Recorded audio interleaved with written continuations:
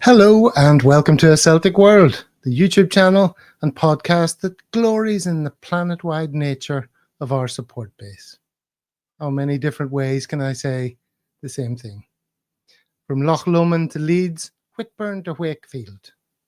Wherever you're watching from, you're very much part of A Celtic World. And it's just me here today, here to introduce an awesome chat I had just a couple of days ago with Paul and two very interesting Celtic supporters he got to know during his time living in Leeds, hence the Yorkshire Exiles title of today's show. So some brilliant stories and memories here, some chat about the glamorous world of stage and screen, and a surprising revelation about a Celtic figure you definitely know. So stay tuned for that. Like and subscribe, of course, if at any point you find yourself being mildly entertained. It's completely free. We won't charge you for content, even this kind of premium chef's kiss content like today. So I'll be on hand to bring up some screen comments. Hello to everyone who's already in the chat, by the way. Monty, John Clements, Christophe, Tam Mac, many of the usual suspects pouring in to see what we have to offer on this international break show. All right, so assuming you can hear me well and everything, I have no way of knowing that. Well, I'm just going to have to assume it unless you tell me otherwise in the comments. I'll come back at the end. But for now, just sit back, relax, and enjoy this chat with the Yorkshire Exiles. Ben and Pete in Leeds, welcome to the Celtic World. Thank you for having us. Thanks for having us, yeah.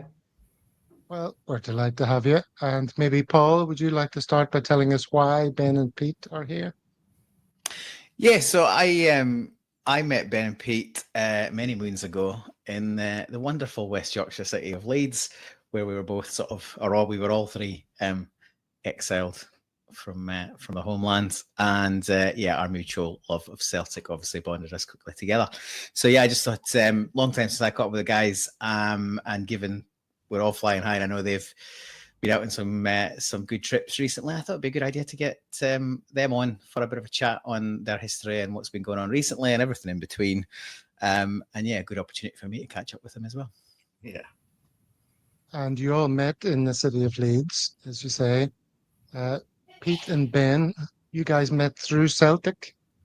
Yeah, well, I met Paul first of all. I moved to Leeds 23 years ago today, actually. A couple of weeks after I moved to Leeds, I joined the company, joined the local bank, and they did a Christmas night out, sort of 2 weeks just after I started, and I obviously went there. It was at Ellen Road, actually, and didn't know anyone really, so I was just looking to meet some people, and there was a chap there dressed in the full kilt regalia, and I thought, well, who's this? So went and had a little chat with him and basically said, unless you're in a pipe band or at a wedding, the only reason you're wearing a kilt is because you're trying to pull ladies. And the fact that it was a Christmas night out in Leeds meant he was desperately trying to pull ladies. So we had a good chat. We obviously found out pretty quickly, as you do when you meet other Scottish people, what team you support. And obviously we were big Leeds fans and big Celtic fans, and just hit it off right away. And then what was actually really, really helpful for me when I first moved to Leeds, because he gave me a lot of kind of things that I wanted to do together. I wanted to play football, and obviously I wanted to know where to watch Celtic. And Paul sort of pointed me in the right direction for those things. So it was really good to meet him so early on when I moved here. And then after that, I met Ben in the Maguire's pub where we always watch Celtic games. Found out that we're very like-minded individuals. We agreed on pretty much everything we were talking about. I think it was the Celtic Vigo game in the Seville run-up. And then I introduced Ben and Paul not long after that as well. Very good. And Ben, did Paul convert you into a kilt-wearing lady chaser? Do you know what? I have got a kilt that I do take out occasionally down here, and it wasn't anything to do with Paul. I was already kind of on that. But I actually had a friend of mine who was a kilt maker who made me a kilt a few years ago. So I've got that in the wardrobe. Got Pete spot on. Like, if you're a single man and you're outside of Scotland, it's like shooting fish in a barrel. So yeah, stick it on. Somehow you become massively more attractive to the opposite sex. The English ladies love a kilt. They do. They're a bit over familiar with it as well, though. Yeah, very. Mm-hmm. Bit handsy. Hands go straight up there. Bit handsy, yeah. Well, you want to make sure you're a grower, not a grower in that case. More of a grower, to be honest. So that's always my fear with kilts. If it's a cold night in Scotland or something. Anyway, moving swiftly on. You used to watch the games in Maguire's pub, you said, but I believe Vim the Tim CSC also plays a part in your story. Do you want to tell us about that, Ben? I mean, for me, I was never a member of the Wim the Tim Celtic Supporters Club, to be honest. The Maguire's was the place where we all kind of watched the games, and the Wim the Tim, that was their pub, and we knew a few of those guys, but I never used to go on their buses. And I actually lived in Wakefield for quite a long time, and I was a member of the Wakefield Supporters Club for a good bit. And they're kind of joined up, they're kind of connected. But for us, it was really just Maguire's. You know, the first night I met Pete, we kind of literally just found ourselves standing next to each other at a bar. And the game was on, and we realised that we were both tactical geniuses with a very similar sort of point of view in the game. And from that point, we literally just kind of met that night and became really good pals very quickly. Started playing five-a-sides together, and we've had this kind of sort of journey where our kids were born very close to each other. We've had the pleasure of going away on trips with them as young men now for the first time, which has been absolutely brilliant. But yeah, I was never a member of the supporters club in Leeds. We went in the pub, we knew the guys in there. It was a great boozer, Maguire's, had some amazing nights in there, but was never a formal member of the club, no. Okay, so here's the flag of the Vim the Tim CSC. They watch the games in the Irish Centre. Is that something that didn't used to be the case? Yeah, it was based in Maguire's for a number of years, and then it moved to a pub called the Harp, which again, like Maguire's, shortly after that closed, and they moved to the Irish Centre, which is where they are to this day. And I see, look, they've got an event there just recently. Frank McAvenny was done. Yeah. Hosted by none other than Lawrence Connolly. Yeah, we were both there actually, me and Ben, and it was a very, very good night. Yeah. It's a good night, that, yeah. Really good night, actually. Those tickets.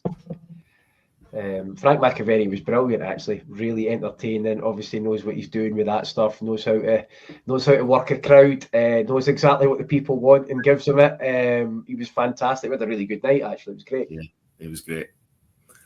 He's no fan of Lou McCarry, and that was a standout. that was a big takeaway from that night. Yeah. Any chance to get a scathing comment in about Lou McCarry, and he was right on it. To be fair, most Celtic fans would lap that up because his time we'll all remember his time as manager. We're just about old enough to remember that. It was beautiful. It was definitely a bit personal with Frankie, though. I think it was more than just Celtic related, and he made no effort to hide it. His disdain. And did people ask him about his days in London and his carousing and all of that? Because obviously his reputation was of a bit of a Lothario. Yeah, he told a really good story about being quoted by George Graham to sign for Arsenal, and he was in the hotel in London, and he basically wasn't going to sign for Arsenal in his own mind because he was a West Ham man, and he offered George a night out because he was off out with his girlfriend and Kathy Lloyd, who were up in the room upstairs getting changed, and George politely declined. So that was his only chat with Arsenal. This is Jim Craig, obviously appearing with a friend of the show, Matt McGlone. Yep. I'm actually in that picture. I'm at the far corner on the right. Oh yeah, under the Christmas tree. Yeah. Oh yes, indeed. So that was a fun night as well, I assume. Oh, brilliant! Jim was outstanding. He's just such a great character, and obviously some great stories. He's a real gentleman. Gentleman Jim, and I've got a little video here where I spliced together a few bits of the CSC just to give people a flavour of what it's like to watch the game down there.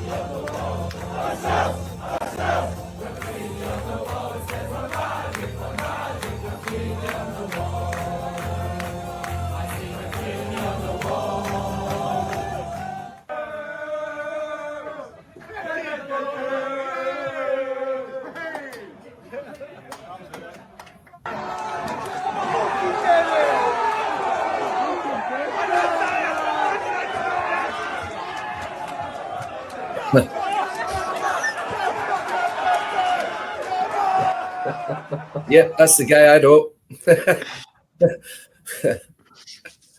Seems like a bit of a character. Yeah, Johnny goes to nearly every game, I think. Yeah, he is a great character. I just taught his daughter to drive actually last year. So he's a good guy, really good guy. Celtic mad. They do a lot of good stuff at the Irish Centre. I'm actually off up there later for a gig for Kneecapper playing there tonight, so I'm off up to that. They do quite a lot of live music and stuff as well, so it's a great place actually. The Irish Centre's brilliant. Yeah, we've got. I'm going to see Kneecap in Perth on Paddy's Day next year. Are you? Yeah. I imagine it'll be. It's Paddy's Day's on Monday. I'm taking the Monday and the Tuesday off work. There's not a chance that I'll be fit. I need a run up for the gig. It'll be a good laugh, and then there's not a chance I'll be able to work on Tuesday. So, yeah. They still have Fenian's bar in Perth. They do, yeah. But quite a few years ago, when I was still renting with a couple of mates, we pretty much lived across the road from Fenian's. So it's never really had a Celtic crowd, though. To be honest, it's it's weird that you'd think it would, but no. There's another pub that we go to for games. The pub used to be called Rosie O'Grady's in Northbridge, if you remember, if you've been in there, but it changed its name, basically new ownership, and changed its name a few years ago. So it's the same building. It's called Johnny Fox's these days. The club got kind of tarted up, and it's a bit flashier these days. And the club got kind of asked to go, and they had a few temporary homes for a few months, and then I think somebody had a conversation, and they maybe realised quite how much money they were losing, especially on big games. And we're back. So for the smaller, for normal games, we've got an upstairs that's all kind of kitted out, and then on the big games, there's a back room which is used for live music. But for derbies and cup finals, we're in there. It holds about 400 or 500, so it's pretty good. Brilliant. Okay, so let's move the conversation on. You mentioned that you met during the Seville season, and I believe you both went to Seville, or did all of you go? Yeah. Not together. Did we even meet? I don't think we even met up when we were there, but we were all there. It was impossible to meet anybody over there. It was kind of just chaos, wasn't it? Yeah. But no, we all went separately. Yeah. Well, the pictures that you've sent through look excellent. I'm going to show some of those. Pete, do you want to tell us your story of Seville? I believe there's something intriguing about your seat in the end.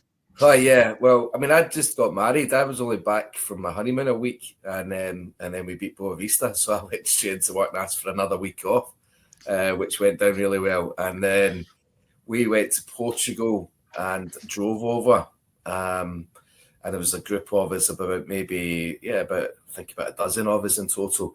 And I had a ticket lined up, which was it was in the Porto end, and I thought, oh God, but anything to get there. But that fell through the week before. So the way it ended up panning out is everyone else had a ticket except me. So it didn't look too good for me. So I was going to be watching it one of the big screens.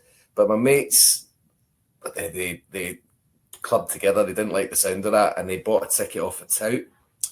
And I remember when I was walking up to the stadium, I thought this ticket is definitely dodgy. It was like the seat number was like 60's number 1 sort of thing. You know, I thought, oh, here we go.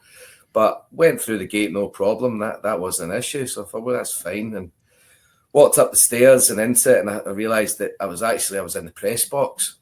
So I thought, I'm definitely getting turfed out here immediately. But so I'm sat, I've got my shorts on, my baseball cap, my Celtic jersey, and I take my seat, and I'm next to Patrick Barclay of the Telegraph.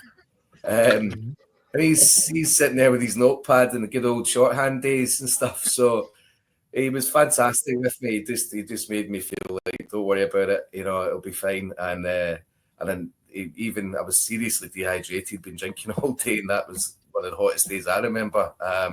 Even bought me a can of Coke, God love him. So yeah, he was a real gent, and it was good fun. The seats were obviously incredible, but it was a great experience. Just wonderful to be there. I mean, how did that work out? The tout had a ticket that got you into there? It was definitely a fake ticket, Gav, but somehow they just accepted it, and I went in. They didn't seem to be checking things too closely, but it obviously looked good enough. All right, brilliant. So you must have had a great view from there as well. Oh, phenomenal! Yeah, it was absolutely fantastic. Actually, I had a little kind of exchange with him on Twitter about a year or two ago. He mentioned something about the game on Twitter, and I said, yeah, I was sat next to you, drunk Celtic fan at the top, and he said, I remember you really well. He said, you're a good lad. I said, oh, thanks very much. But yeah, just at the time, I just thought I'm going to get chucked out here any time, but luckily nobody bothered. These are some of your pictures, Pete. Yeah. Obviously straight out of a photo album.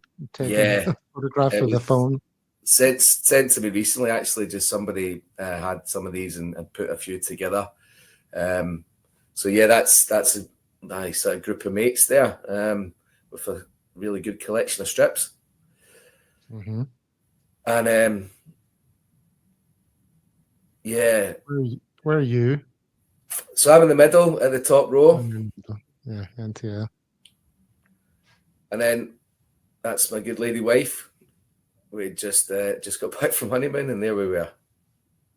Very good. Seville's a lovely city, isn't it? Absolutely gorgeous.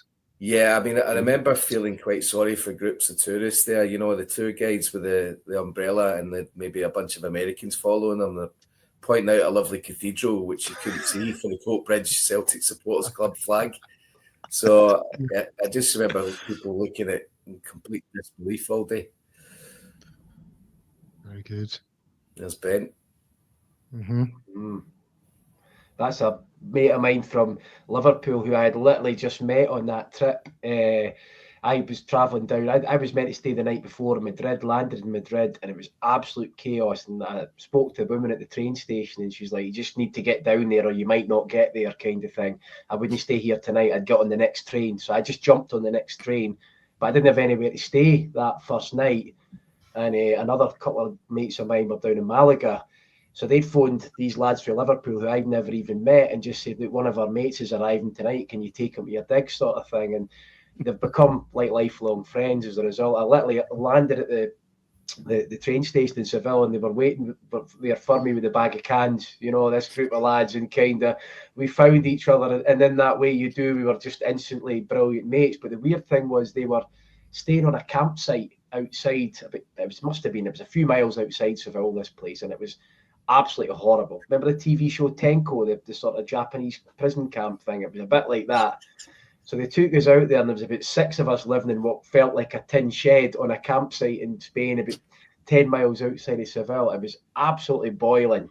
And I remember getting up the next morning and sort of going out, stumbling out this place after having the right night with them, waking up with a bunch of guys I didn't even really know in a room, and heading up to the bar on the campsite. And I literally walked round the corner, and there was like about 10 guys that I knew from Perth, from my hometown, all sat around the pool drinking, and they were on the same campsite. It was just absolutely random and bizarre. So it was absolutely crazy over there. It really was. Fantastic. I've got a few more sort of generic pictures here of Seville just to taste the atmosphere. Some great scenes. Look at that. Yeah. Yeah, that sticks in my memory was the square like that. I just could not believe the sheer volume of numbers. It was just incredible. At that point as well, I mean, I hadn't been on that many. I'd been on a few European away trips. I mean, that season I'd kind of done the Blackburn, because we had Blackburn away and Liverpool away, and I was at both of those, and I'd been away a couple of times abroad before, but I don't think my first ever European away trip was the first Champions League qualifier in Ajax, 2001. I think that was the first year of the Champions League, and we beat Ajax away. I went over there. So, to go to Seville only a couple of years after that, I've maybe only done a couple of European away trips, it kind of blew your mind over there. I've never seen anything like that before or since. It was absolutely unbelievable. You see that last photo you put on there, Gavin? Yeah. With the flags. You see the hooked one that's kind of over a passageway at the top, at the right. Oh yeah. Yeah, that's actually the Vim the Tim one. Because I remember that I was sat sort of directly looking across at that one. So that is the Vim the Tim Celtic Supporters Club flag there. So you were on. It's the shot from the tunnel side, isn't it? The main stand side, isn't it, Pete? That's where I was on the opposite side, but bang in the middle of the pitch. It was because that was all down to my right. Yeah, so I was basically straight across from you, Paul. Yeah. But the early photos there with me and my mates, if you go to one of them, I just wanted to point something out, if that's all right. Yeah, you see the chap in the middle who's got his arm around me? Yeah, that's Michael Nicholson. What?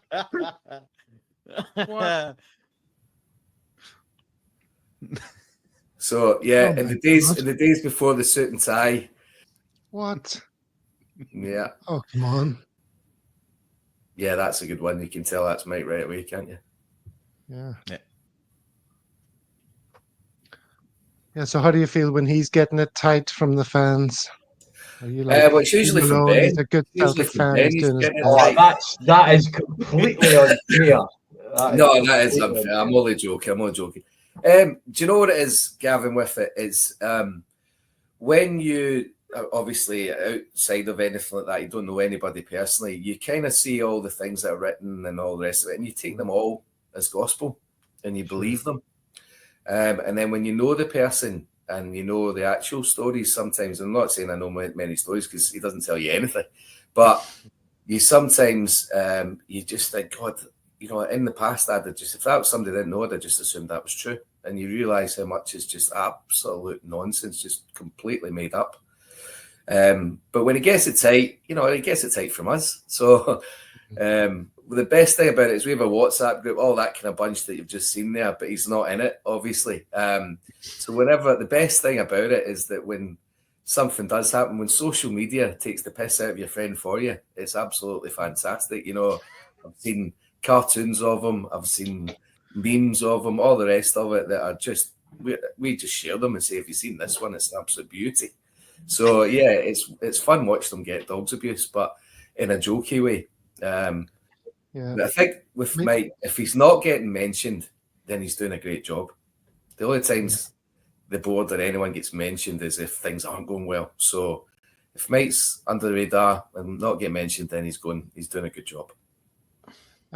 Jerry, who's on a Celtic World, he's sort of reasonably well connected with people and stuff, and he's been out for dinner with board members and all this, and he says the thing that he finds amusing is when fans are shouting and screaming that these people aren't Celtic fans, and they all are. They're just successful businessmen, individuals. Yeah, they found themselves in this role, and there's Mike Nicholson being a Celtic fan, glorious Technicolor. So that's pretty interesting. Yeah, I mean, I know Chris Mackay a bit as well. I went to uni with Chris Mackay. He's the financial director now. I mean, these guys, honestly, you couldn't find bigger Celtic fans than these two. Yeah. You could not find bigger Celtic fans. So that's the reassurance I've said to Ben and other people in the past is, when they ask me about it, I say, well, you couldn't hope for somebody who's more like-minded to be in charge of things. But, they've got decisions to make that are beyond my pay grades. Well, I mean, the decisions they make aren't the decisions that fans would make. Sometimes. Pure only fans, and I don't mean that in the video website sense, but you know what I mean. In the modern parlance. There's some boys enjoying some of the local architecture. It's lovely seeing all these again, actually. You know what? It kind of takes you back because it was quite a long time ago now. But yeah, it was an amazing experience. I was just going to say earlier on, yeah, that's about nearly all she's wearing. It's still my only European trip for Celtic, weirdly. So yeah, very, very lucky, very grateful. I was just going to say how I sort of found myself there. My mum used to be a college lecturer, and one of our first students became the chairman of Fraserburgh FC, and every club in Scotland got an allocation of tickets, like a small allocation of tickets. Every club was given tickets for the final, and his door was getting banged down. Obviously, it's a pretty big Celtic supporters club in Fraserburgh, but yeah, managed to get a pair of tickets off him. So yeah, that's me and my mum. We're on our way to Seville. I had a very similar story. I was playing for Spartans at the time, one of the Spartans teams, and they got their ticket allocation, and they did a ballot for any Celtic supporters. And my good mate Stevie, who Pete knows, won the ballot, but his son was about to be born. And his son's actually here staying with me because he's come down for the kneecap gig with his mate today. And he was born just, I think, a few days after Seville. So Steve couldn't go, and he gave me his ticket for Seville. He won the ballot and passed it on to me. And as I say, the man himself is lying, sleeping somewhere in my house. Steve's never forgiven him yet. You know what? It was one of them, because we were all, it's that thing where you're like, she's not actually due on the day of the game. You'll be fine. And he was like, no, I'm not going. I'm not going. And obviously everybody else was saying that. I was just saying, can I have your ticket, please? Do the right thing. Do the right thing. But it's just funny how like people, like you're talking about where you were staying, who got, how you got there, how you traveled there.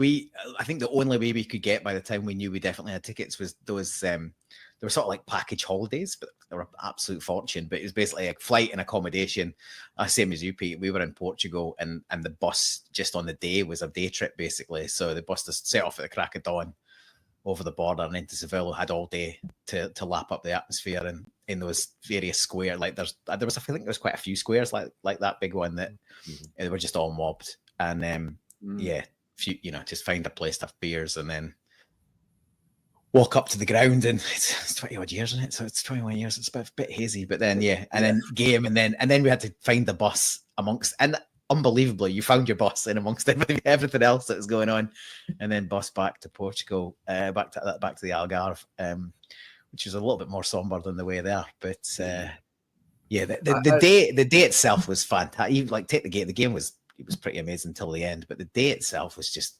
a massive party. The whole city was in the sun, literally. It was absolutely roasting. It was boiling. Yeah, so I remember saying to my wife that there might be, there he is, legend. I remember saying to my wife that, there might be some Celtic fans on our flight from Manchester. And the whole plane was of Celtic fans, and it was absolute carnage. And I remember a guy coming around with a sombrero, passing the hat round for the driver, So yeah, it was eventful. The travel stories that you hear too from Seville are amazing, because I had like some air miles from something, and like weirdly the flights had got so expensive, but the air miles flights had sort of stayed. I got paid mixed air miles in cash, and I was able to get 3 flights. So I got 2 cheap flights for a couple of mates of mine from back up the road.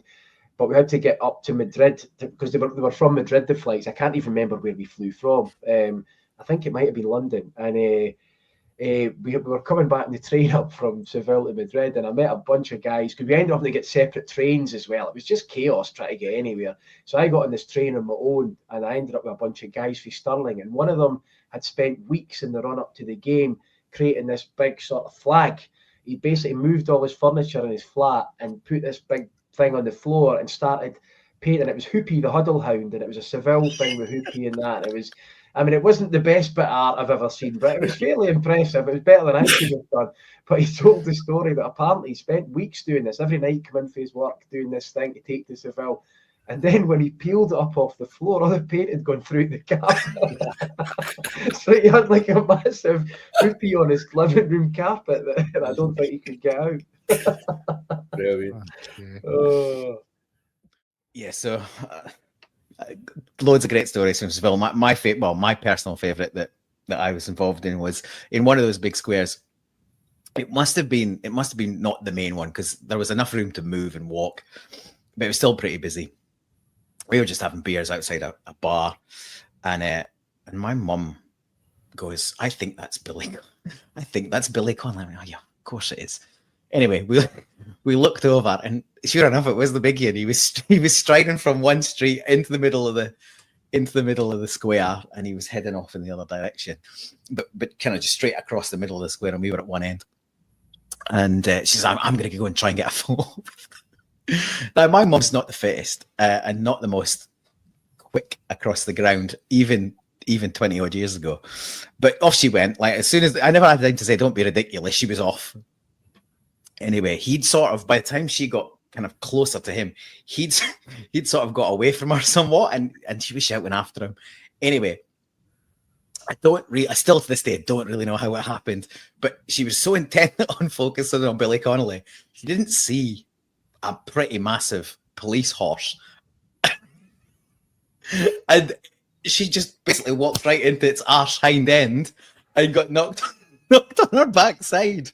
And yeah, and in that moment, obviously I was mildly concerned that she might be injured. She wasn't. She got herself out. I was too far away. I hadn't followed her. So I was like, even I'm not going to get to Billy Connolly. You've got no chance.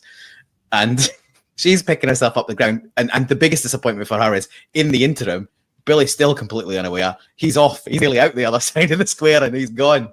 And yeah, it was, I was pretty much bent over double crying with laughter that she missed a horse that was about, I don't know, its backside must have been at least 7 feet above the ground, and she's not. To go from nearly talking to Billy Connolly. Sorry, go ahead. I'm just going to say, a real lack of concern for your old mum there, Paul. Slightly concerning. She wasn't as old back then. Do you know what I mean? And look, there's nothing as funny as people falling over. When you're falling over because you banged yourself into the horse's arse chasing Billy Connolly on the UEFA Cup final day, it doesn't get much more ludicrous than that. So yeah, I was very much in trouble in terms of being able to compose myself. But yeah, that's my favourite weird story from Seville. Well, great memories from Seville there. I think let's bring it back now to some of these photos that you've sent to us, Pete. Sort of generic. Mm-hmm. Here's us being Celtic fans photos. Do you want to talk us through some of these? Sure. Yeah. Yeah, that was we were invited to go down and have a look around things, and they did the honour of getting the trophies out for us, which I was unbelievably excited about, as you can tell by the cheesy grin. I think Shannon and the kids were mildly impressed, but I was just, that was my favourite one actually. Can't go over that.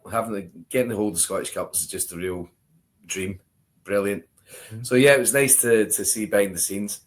And then that was that's my friend Chris from Kingston in Jamaica, and Alan to the far end. He unfortunately passed away last year. Is my cousin's husband, is a good friend of mine. So we used to try and get tickets for games with him. Chris is a big Arsenal fan, but he does love Glasgow, and the Glasgow ladies love him, so that's why he loves Glasgow. So yeah, that was an Aberdeen game a couple of years ago. And then this, it's just me and my son. This is the same weekend we were with Ben and his son, and that was the day we beat Rangers 4-0. Jota scored the chip goal. Absolutely brilliant day. And also that day where my wife won the postcode lottery, we got about $4,500. So that was, if Carlsbergs did weekends, that was the one. Good day. And your son is towering over you there. It's like Gary Barlow and his son. I don't know if you saw that. I know. I've had that mentioned to me this week, funny enough, Gav. Yeah. There's been questions asked about that quite a number of times. But yeah, Sharon's only about 5 foot tall, so we really don't know where that came from. But yeah, he's like a bouncer. Let's run through some of Ben's photos of fandom. Talk us through these, Ben. I think that was Feyenoord last year. Went over to that. Unfortunately, Pete's lad Leo couldn't come with us. That's my son beside me, and that's the aforementioned Steve, who gave him a Seville ticket, and his son behind him, who, as I say, is crashed out somewhere in this house. And that was us all. Feyenoord last year, that was. Obviously, another away disappointment, but a great trip. We got the overnight ferry. That's also the same trip. Also Feyenoord, which was... I felt that we could have got something for that game, but we had a great crack going over there. It was all good. Also Feyenoord as well last year, same crowd, and that's Tony Quayle, the guy who I met in Seville. We bumped into him in Rotterdam. So that's the same guy that's in the photo with me in Seville. That's like sort of however many 20 years later. So yeah, we've kept in touch and stayed really good mates. That was, I think it was just earlier this year, was the Celtic Park tour again with my son, which was really good. I've wanted to do it for a long time, but I've kind of never got round to it. But we really enjoyed it. It was great. Really good day out. Yeah, in the dugout there. That was a few years ago. I think it was 2017, Mönchengladbach away. It's a few of the young team for Perth. They're not so young anymore, but a few guys that, again, I'd kind of just arranged to meet over there. In fact, the young lad in the background he randomly stood right behind us in Dortmund last year. Got to our seats, and then it's mad how small a world it is sometimes. You bump into people on these trips. And that's just a photo of me and my son from many years ago. I think he would have been about, he's 20 now, he would have been about 7 or 8. So that was just on the sofa at home. I think we were watching a game. That's him now. That's him now. Well, that was him, that same 4-0 trip with Pete and Leo outside the ground before that brilliant Jota trip. And it was an amazing trip. There's my son and Leo with Pete there. That was we had a great weekend, really good. We had a great night with Pete's dad the night before. That was Dortmund this year. I think I took that one of Pete and Leo. That was a calm before the storm over there. It was absolute carnage in Dortmund, not just the score, but the whole trip was. Do you know what? It was a great trip. The game obviously sobered us up slightly, but it was still amazing. Yeah, that photo of me and Leo, that was shortly before a German chap called me Abdul. Yeah, that went down well.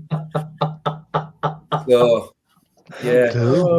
Leo loved that one, but not as much as Ben. I thought Ben was going to pass out. He was laughing at me about that. It was just hilarious the way he just assumed, not even that, like, he'd assumed Pete was of a different ethnicity, and he decided his name was Abdul, and he just conferred that name onto him. The way he did it, he was a slightly strange German lad. We were all, he really just said that there. Yeah. Oh dear. He's called us over for a photograph, and it was like, oi, Abdul. You know. Oh God. You mentioned a couple of German fixtures there, Ben. There's a video here which is from one of them, which I'll play. You can tell us where it is.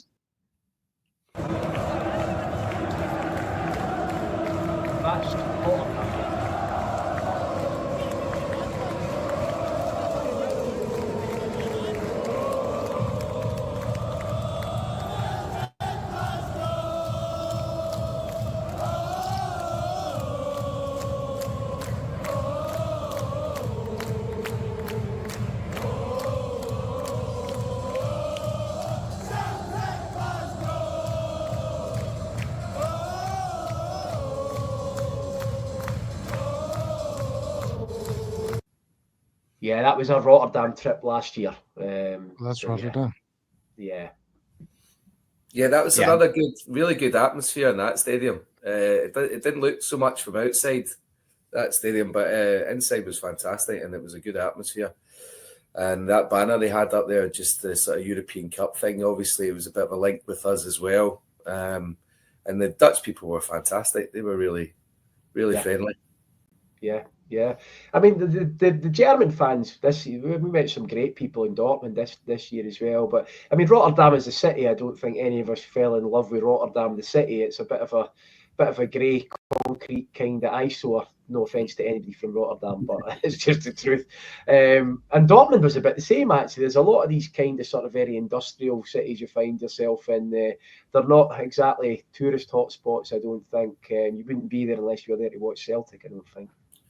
I think we were talking though earlier that Germany's definitely, I think, the top of the list really for these trips, because the people are so friendly. It's so easy to get around. It's so clean. So I know it's about efficiencies and all that, but the transport system's fantastic.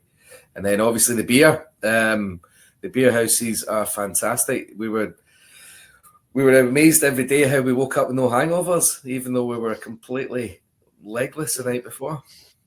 There's definitely a different quality to the beer and that over there. I mean, the first time I went to watch Celtic in Germany, I think I went to a friendly against Union Berlin when I don't know if they were even Bundesliga B at that. I think they were Bundesliga B, but like really small stadium, and that was like it was a friendly, so the game was kind of neither here nor there. But just as a trip, there was a lot of Celtic fans there. There was a lot of St. Pauli fans who'd come up from Hamburg as well, and are just amazing. And I kind of been to watch a lot like German football. Well, not a lot, but I've been to a few times. I've gone over just to watch German games since, and it's just an amazing experience, I sense there's a real kind of kinship between German football and Scottish football in some way. I mean, Scottish people seem to really value German football, and they love going over there, having the time of it in a way that you'll never hear from English football fans, for obvious reasons. I've always found that, much as we're all involved in conflicts and all the rest of it, in England, they cannot let that go. But in Scotland, it's never in the equation. And I think the thing with the football fans is, like they so love their clubs, they own their clubs, the tickets are cheap. It's such a fan-based experience, whereas here, everything's been sold out for TV, so you just don't have that same connection. And I think we Scottish football fans still really appreciate that.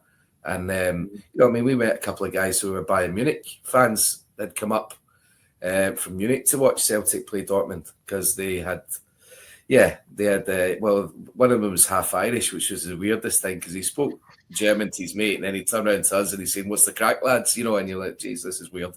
So they were just great guys, and they were just there for the love of football, and they knew the fact that Celtic bringing a lot of fans would be a great trip to be at.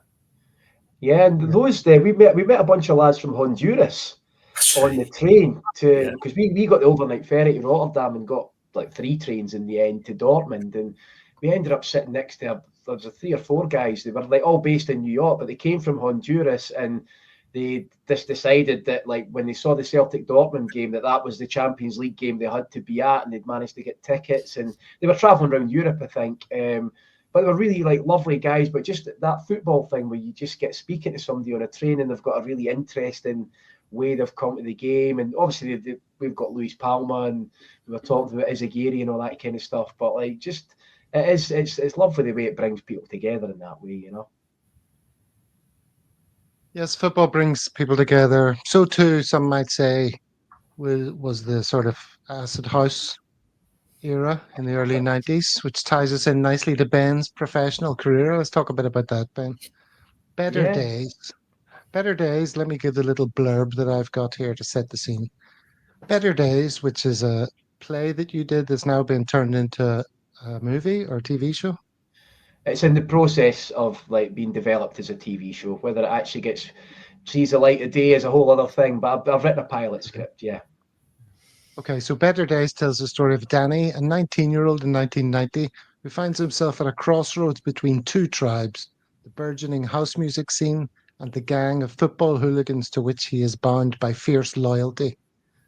The one-man show's big selling point is that it'll feature some of the biggest rave and clubbing tunes of the era. If you were there, it'll be a musical trip down memory lane, and if you weren't, it's a chance to experience one of the most exciting periods in UK music. That's a quote from you, Ben. You're obviously talking about the play there. Yeah. The play was hugely successful. I think it just tapped into a lot of people's kind of love for that era. And for me, it was a big part of my life. To be honest, during those years, I wasn't really thinking much about football for a few years. It was my weekends were very much all about clubbing and partying. And it's just something I've always wanted to write about. And it seemed to be, we took the show at the Edinburgh Festival last year. Did a couple of sort of tours around the UK in non-theatre venues, nightclubs, music venues, that kind of stuff, and just it was a phenomenal success. And it was something that I raised the money through a crowdfunder to sort of produce the play, wrote it, did it. At one point I was driving the van and running the Q Lab and all the rest of it, and kind of basically just it was very much a DIY project. It was a passion thing for me. So hopefully the TV series, I've got a really good sort of producer on it with me, and we're kind of trying to turn it into something that will make it past the gatekeepers of British television, really. The Ice Factory. Yeah, definitely tell us one about of this my place. old gods. I mean, the Ice Factory was when I sort of first started, we're going to mainly underage. I was kind of still 15, 16. It was a club in Perth called Roxanne's where the Rumba Club, my hometown club, started, and it moved venues. It moved through to Fat Sam's in Dundee. It moved through to the Cities Club in Edinburgh, where I worked behind the bar for a while, and always had the Rumba Club nights off to be on the other side of the bar. And then it moved back to the Ice Factory. I think it was probably opened about 93, 94, and that became the home of the Rumba Club, and was a really big. And the East of Scotland was like one of the biggest nightclubs in the East of Scotland. They used to get like top DJs coming to play there, people coming from far and wide. You even used to get people coming from Glasgow and Edinburgh to come for a night out in Perth, which you'd never get now. Had some really good nights in that place for sure. Yeah, it's called the Ice Factory. I thought that was like a cool name that they thought of for it, but in fact, it's Milne's Cold Storage and Ice Factory. That's what it is. Yeah. Well, we actually did Better Days in there twice. We performed the show in that club. Mm-hmm. And it was full of people that used to share those dance floors together sort of 30 years ago. For a lot of them, they hadn't been in there since those days. And the first time we did Better Days in Perth was a very surreal experience for me. And I'm still sort of in touch with the guys who kind of own it and stuff. They let us use the venue, so it was great. Brilliant. So you are a screenwriter. That's your profession, correct? Yeah, I am, yeah. And just had a little look at your CV. All right, so Better Days, that's being adapted into a TV show. You've also worked on various TV shows that people will have heard of, obviously EastEnders and Casualty and Coronation Street. Maybe people who are more familiar with British culture will know these things more than I do because I'm not there. But TV credits include In the Long Run, Stan Lee's Lucky Man, and various radio and theatre ones. I see the radio one's called Triple Word Score, comedy drama about the Nigerian Scrabble team. That sounds good. Yeah. But different. Yeah. And you've also worked with, who did I see, the big names that have starred in your things? James Nesbitt, who's from my part of the world. Absolutely. He was the star of Stan Lee's Lucky Man, yeah. Oh, that's right. I haven't seen that yet, but I saw it advertised. I've been to get around to watching that. And the other one was Idris Elba. Yeah. In the Long Run was a comedy about his life, his family sort of coming to the UK from West Africa. So he starred in that, and he was exec producer. Starred in that with Bill Bailey as well, actually, yeah. Fantastic.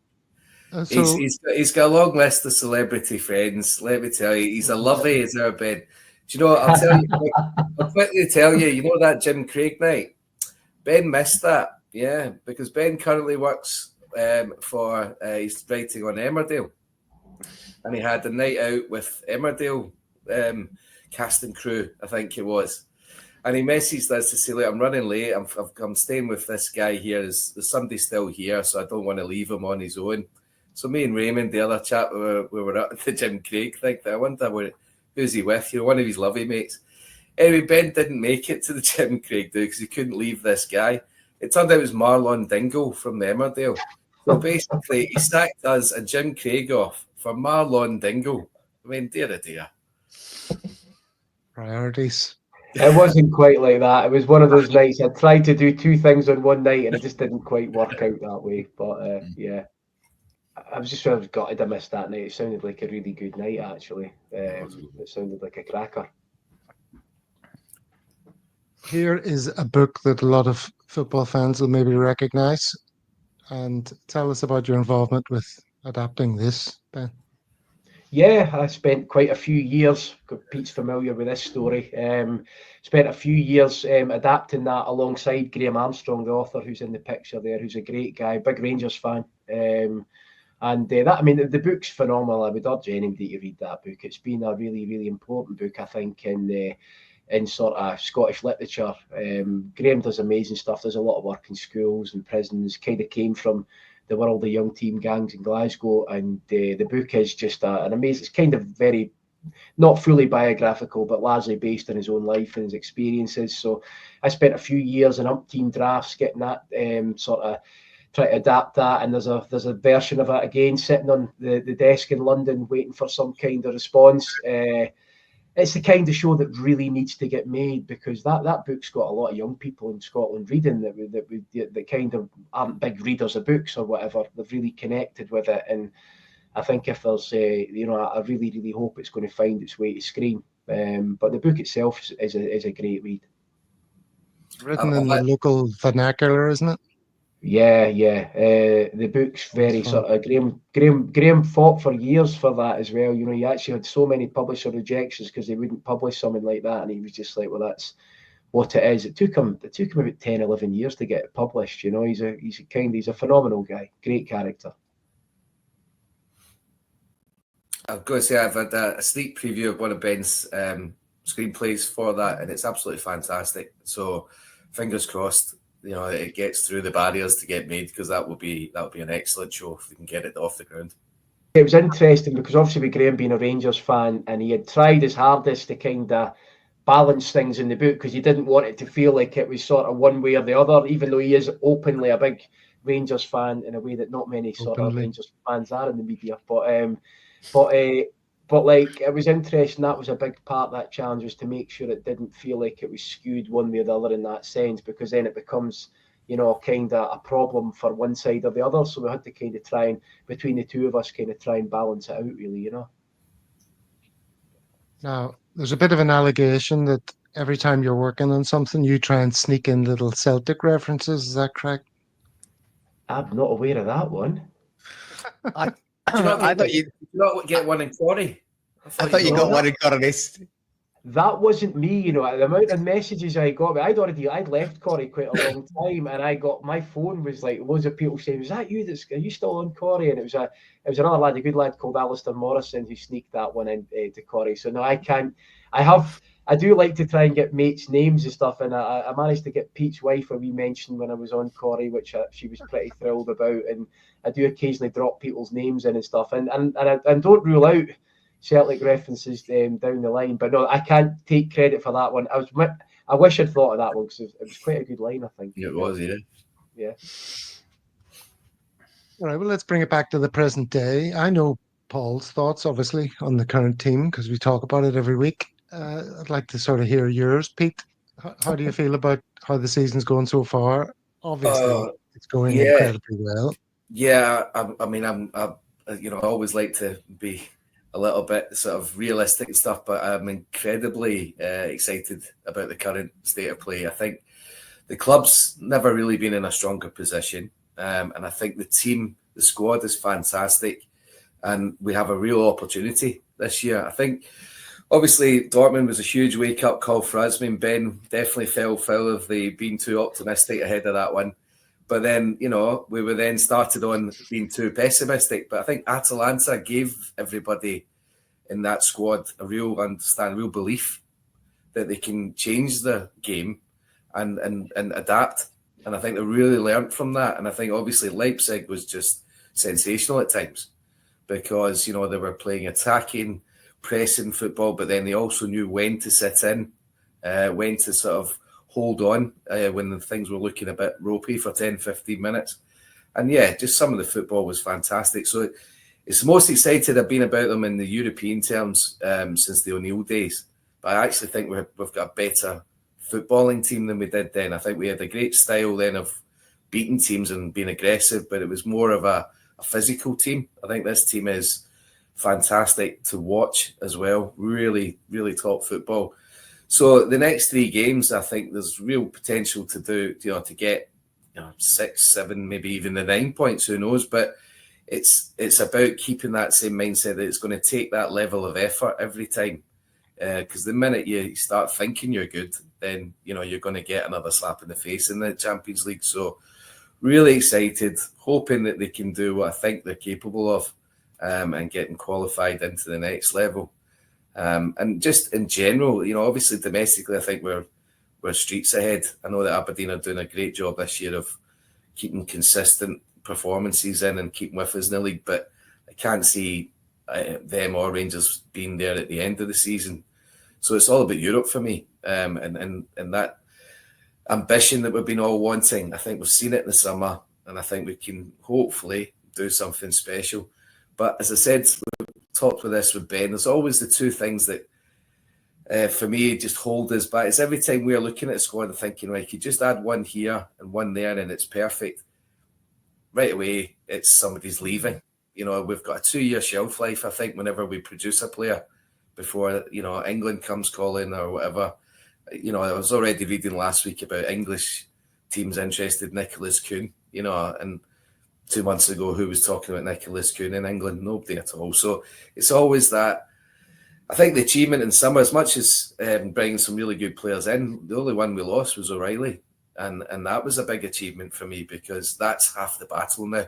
Every time we get one of these teams you get really excited about, you're then losing them. So that, and the other thing for me is the academy is the other worry, because we cannot bring players through. These guys are getting pinched at 16, and you just think, well, how are we going to get the top players coming through are going away before they've even kicked the ball. We've had Doak, I think Kelly, now it's gone to Millwall of all places, and then I think it was Morrison went to Real Madrid, to Bayern Munich a couple of years ago. It's how we're going to get these kids to actually get in the team and stay. Try to even get a kind of Kieran Tierney scenario where at least they play for the first team and make their name and make their career for a few years before they decide to take another step. That's the 2 kind of main things that just as a club we have to constantly overcome.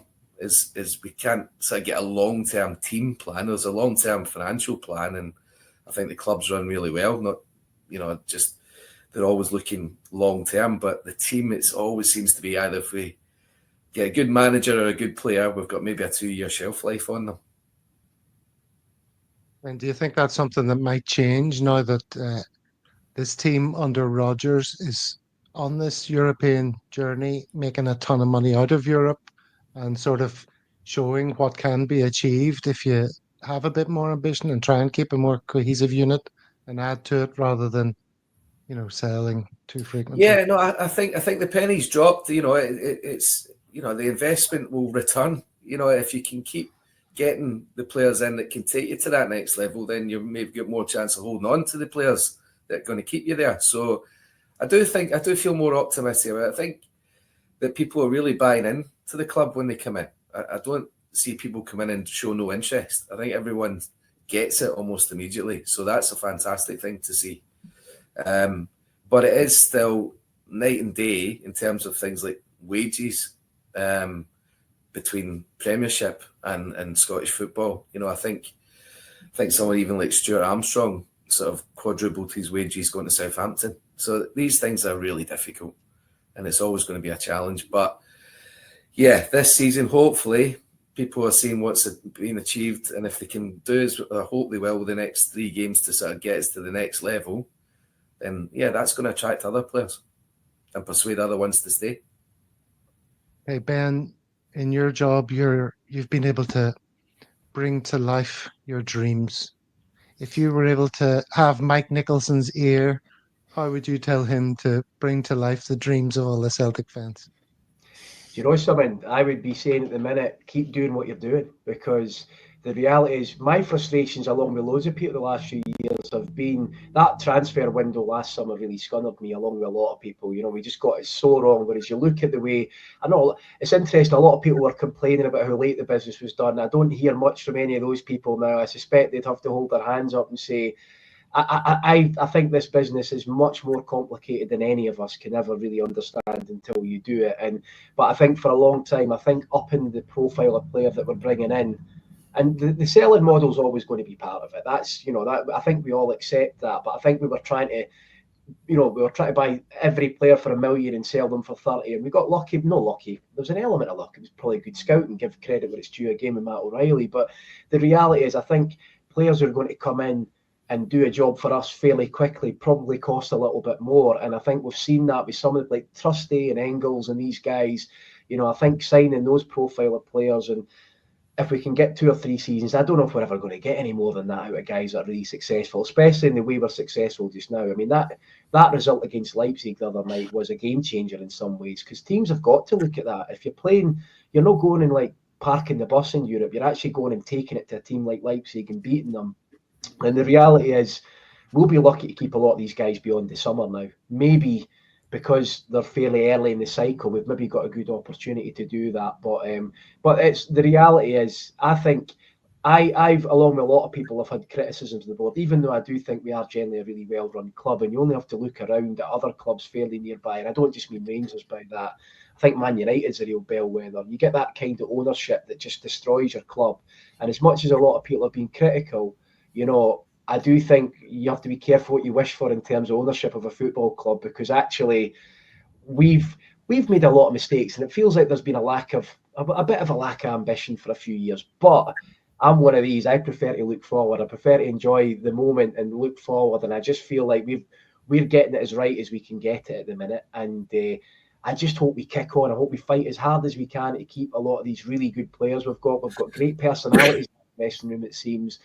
And it's a perennial. If we could just keep them and just maybe add a couple and go again. And we've got to qualify for the Champions League next year. But, you know, for me, if we dropped into the Europa League next year, maybe there's another Seville potential. This team look like they could really compete at that level. So you never know. All back. See, the artist among us brings it all back. Well, lads, look, it's been amazing to have you here and to chat through all those things. Seville, the CSC and Leeds, how you boys all got to know each other, and stage and screen stories. So thank you very much for being here. It's been fantastic. It's been a pleasure. It's been fun. Thanks for having us. Thanks for coming on, boys. No worries. So there you have it. That was lots of fun. Thanks to Ben and Pete, for that. That was very entertaining, hearing all their crack.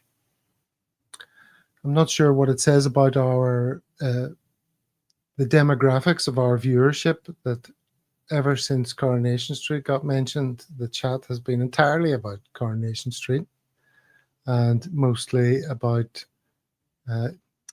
what you could maybe politely call young crushes on some of the female characters in Coronation Street. So hopefully we can move it on from that, gentlemen. I see Brian in there instigating a lot of it. Dear, dear, you guys. All right, well, I think that's just about it for today's show. Thanks, like I say, to the guys who participated in that. Hopefully it's not the last we see of Ben and Pete. Hopefully they'll be back. That'd be great this season. And apart from that, we'll just say goodnight to everyone. They're still going on about Gail and Bet Lynch and Vera and Ivy. You know, that's not what we're here for, guys. No, we're here for you. We put in all this effort, and all you want to do is talk about Coronation Street. Goodness sake. All right. See you on the next one, everyone. Cheery bye.